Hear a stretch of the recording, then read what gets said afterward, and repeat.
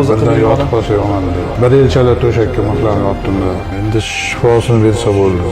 Ravshan aka, mashqlarni boshlab yubordingizmi? Bugun mana 7-kunimiz. 3-kunda bir mashqlaringizni ko'rdik. Bugun nima o'zgarishlar? O'zgarishlar mana tonuslar yo'q hisob.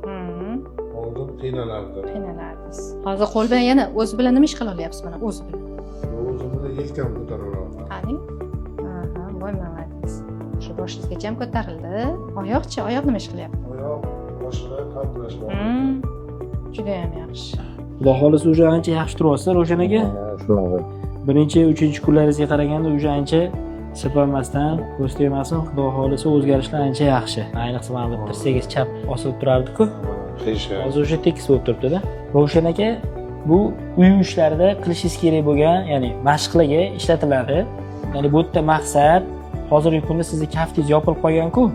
Endi iloji boricha kaftingizni ishlashga harakat qilamiz. Ya'ni bu yerda maqsad siz chap qo'lingizga harakatni kuchaytirishga, o'ng qo'lingizga yordam berib, mashqlarni, ya'ni o'ngga, chapga, iloji bo'lsa chap qo'lingizni ko'tarishga, bitta barmoqda, o'rta barmoqda hammasini qilishga harakat qilasiz.